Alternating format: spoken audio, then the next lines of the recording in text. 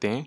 Question number 11 है, among the following pairs which is incorrect regarding similarities in property. So आप देख सकते हैं यहाँ पे क्या है, पूछ रहा है कि जो प्रॉपर्टीज हैं वो अलग अलग होनी चाहिए, इनकरेक्ट ट्रेंड है जो एक जैसा नहीं है। तो यहाँ पे देखिए बेरिलियम जो हाइड्रोक्साइड होता है हम सबको पता है ये एम्फोटेरिक होता है, और एल्यूमिनियम हाइड्रोक्साइड भी एम्फोटेरिक होता है। तो ये हमें ऑलरेडी दोनों इन्फॉर्मेशन पता है कि ये आपका एम्फोटेरिक है और बेरिलियम का हाइड्रोक्साइड एम्फोटेरिक है, एल्यूमिनियम का ऑक्साइड भी एम्फोटेरिक है। सोडियम हाइड्रोक्साइड हमें पता है बेस है, और ये भी आपका कैल्शियम हाइड्रोक्साइड भी बेस है। थर्ड देखते हैं, मैग्नीशियम हाइड्रोक्साइड बेस है और ये आपका क्या है, ये आपका यहाँ पे लुईस एसिड है, लुईस एसिड है। एंड लास्ट में देखें तो ये आपका लुईस एसिड है और ये भी आपका एसिड है। तो आप बोल सकते हैं सी ऑप्शन इसमें करेक्ट हो जाएगा, क्योंकि एक बेस है और दूसरा एसिड है। नेक्स्ट आगे मूव कर जाते हैं। Dihedral angle of H2O2 in gas phase is around 90 degree. तो ये गलत है, आपको पता होना चाहिए कि जो डाईहेड्रल एंगल है गैस फेज में वो ज़्यादा होता है। यहाँ पे गैस फेज में 111 होता है, और जो आपका सॉलिड फेज में होता है वो आपका यहाँ पे 90 डिग्री के आसपास होता है। तो अब अगर आप याद रखेंगे, ये एनसीईआरटी का डायरेक्ट डाटा है तो आपके लिए बेटर होगा। एनसीईआरटी को आपको कभी छोड़नी नहीं चाहिए यहाँ पे, ठीक है। तो यहाँ पे स्टेटमेंट 1 स्टेटमेंट 2 आप देखेंगे तो दोनों ही फॉल्स हैं, तो डी ऑप्शन हो जाएगा। नेक्स्ट आगे मूव कर जाते हैं। 4 gram of substance molar mass is dissolve in 250 ml solution, then molarity of solution. आपको पता है अगर आपको मोलारिटी कैलकुलेट करनी है तो आपको मोल्स चाहिए सॉल्यूट के, मोल्स ऑफ सोल्यूट के मोल्स निकाल लीजिए, डिवाइडेड बाई करते हैं वॉल्यूम। अगर आपका ml में है सॉल्यूशन का, volume of solution in ml में रखेंगे आप, और यहाँ पे 1000 का मल्टीप्लाई कर देंगे, ठीक है। तो अगर आपको मोल्स निकालने हैं तो मोल्स बराबर होता है given mass that is 4.5 gram divided by molar mass that is 90 ग्राम पर मोल। तो यहाँ पे आपके मोल्स निकल आएंगे, तो मोल्स आ जाएंगे आपके 4.5 डिवाइडेड बाई 90। चाहे तो आप यहीं पे सॉल्व कर सकते हैं, चाहे आप बाद में सॉल्व कर सकते हैं, कोई भी प्रॉब्लम नहीं है। तो यहाँ पे देखिए, तो मैंने मोल्स रख दिया 4.5 डिवाइडेड बाई 90। यहाँ पे देखिए वॉल्यूम कितना दिया हुआ है, वॉल्यूम आपको गिवन है यहाँ पे 250 ml, तो वॉल्यूम आपका 250 ml दिया हुआ है।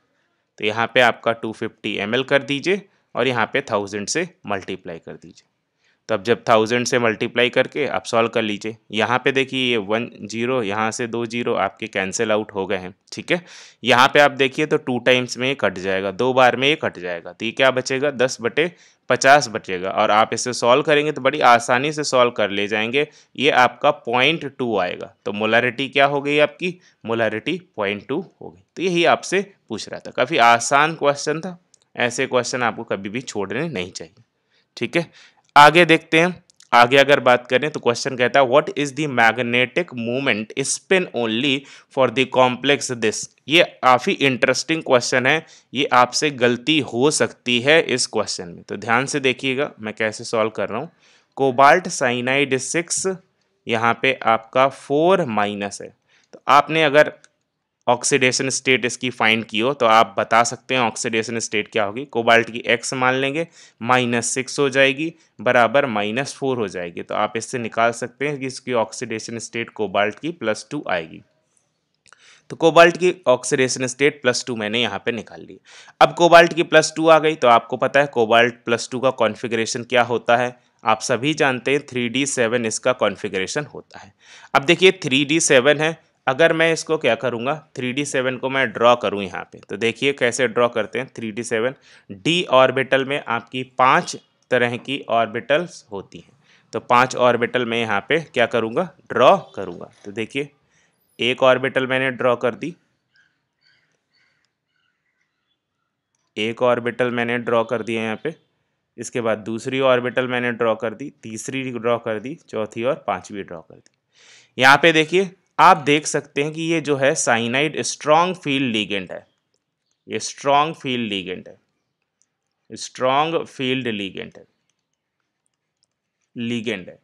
तो उसके हिसाब से तो पेयरिंग होना चाहिए था, इसका पेयरिंग होना चाहिए है मेरे हिसाब से लॉजिकली।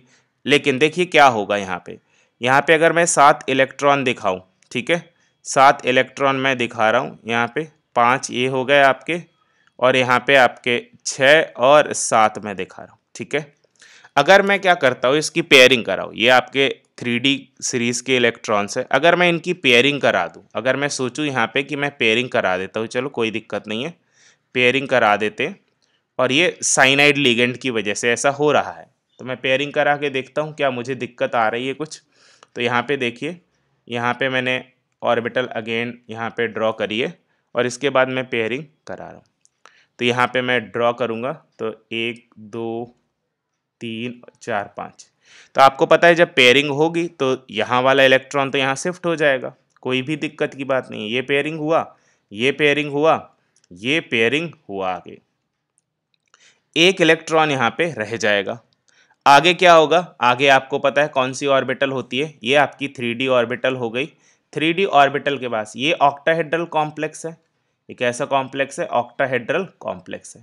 तो जब भी ऑक्टाहेड्रल कॉम्प्लेक्स की हम बात करते हैं तो आपको यहाँ पे 6 वैकेंट ऑर्बिटल चाहिए, तभी तो बॉन्ड बनेगा यहाँ से, अदरवाइज बनेगा कैसे। तो आगे की ऑर्बिटल से आएगा 3D आएगा, फिर आपका 4s आएगा, फिर आपका 4p आएगा, ठीक है, और फिर यहाँ पे आपका लास्ट में आएगा 5 4D आएगा फिर से आपका, ठीक है।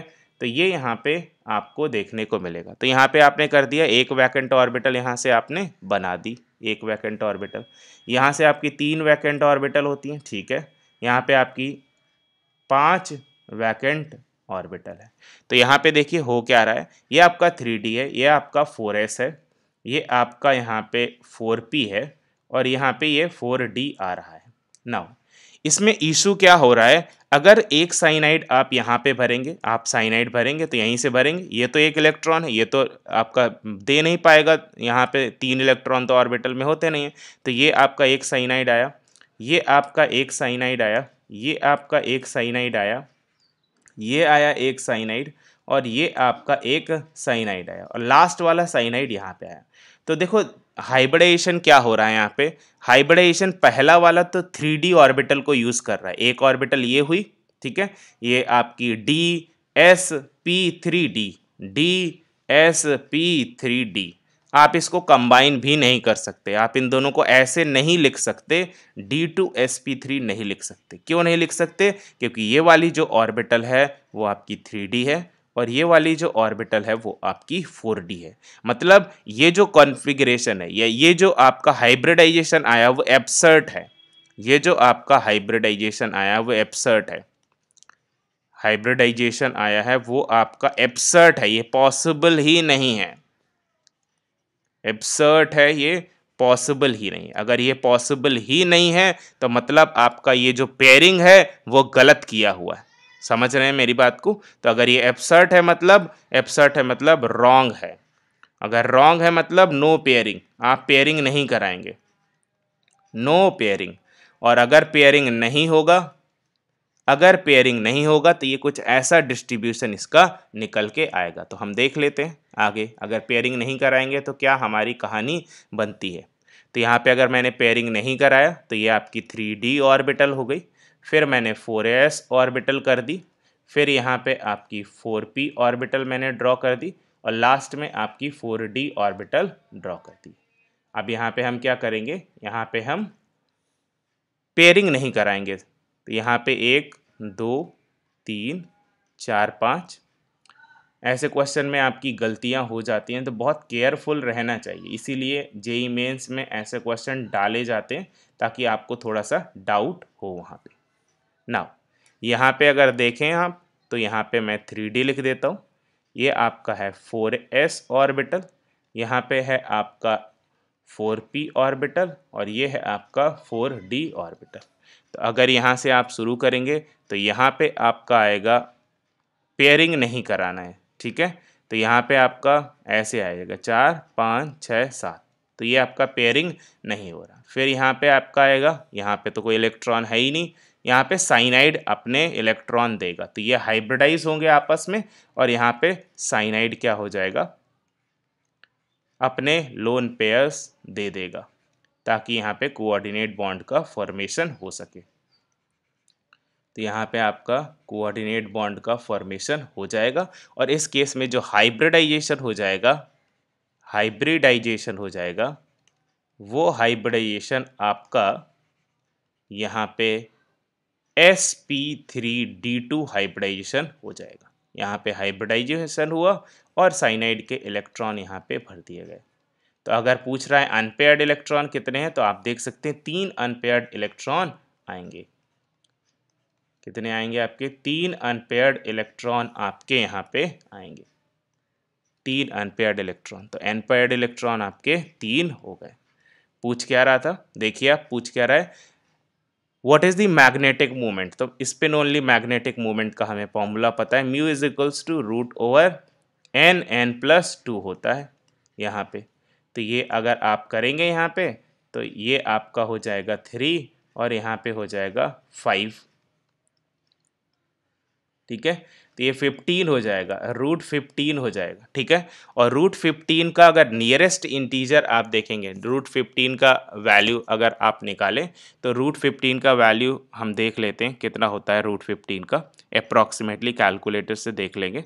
तो रूट 15 की अगर मैं बात करूं, तो रूट 15 की वैल्यू आपकी आती है 3.87 के लगभग, ठीक है, 3.87। तो 3.87 का जो नियरेस्ट इंटीजर में आपको आंसर देना है, वो नियरेस्ट इंटीजर है आपका, नियरेस्ट इंटीजर 4 हो जाएगा, क्योंकि 4 के आसपास ये वैल्यू आपको आंसर देनी, ठीक है। तो ये आपका यहाँ पे करेक्ट आंसर हो जाएगा, ठीक है। ये क्वेश्चन देखते हैं, 15th नंबर का क्वेश्चन है, 10,000 kilo joule of energy is needed per day if the heat of combustion of glucose is 2700 kilo joule per mole, then how many grams of glucose needed per day for this. तो बोल रहे हैं अगर आप 1 मोल glucose क्या करते हो, use करते हो, 1 मोल ग्लूकोज प्रोड्यूसेस कितना एनर्जी प्रोड्यूस करता है, 2700 किलो जूल एनर्जी प्रोड्यूस कर सकता है। मैं इसको ऐसे भी लिख सकता हूं कि 2700 kilo joule energy is produced by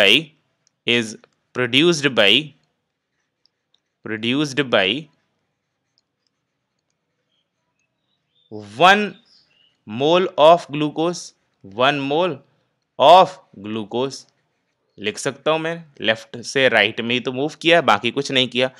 मैं क्या ऐसा लिख सकता हूं इसको, same 2700 kilo joule energy is produced by 1 mole, means can I से 180 ग्राम, मोलर मास से इसके मल्टीप्लाई कर दीजिए, तो आपका 180 ग्राम ऑफ ग्लूकोज, मैं ऐसा लिख सकता हूँ, हाँ लिख सकते हैं। इसके बाद अगर मैं बोलूँ 1 किलो जूल, 1 किलो जूल कितना एनर्जी होगा, तो आपको पता है 2700 से आप नीचे डिवाइड कर देंगे, तो ये आपका हो जाएगा 180 डिवाइडेड बाई 2700 यहाँ पे ग्राम में ऑफ ग्लूकोज।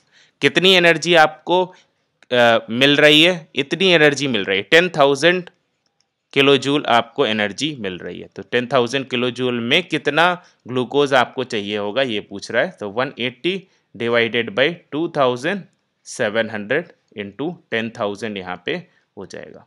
तो आप इसको सॉल्व कर लेंगे, 9 से कट जाएगा, 20 हो जाएगा, और ये आपका 300 हो जाएगा।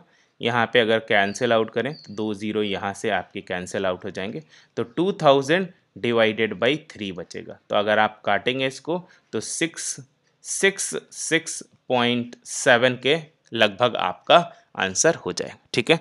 तो आज के लिए इतना ही रखते हैं। Thank you for watching.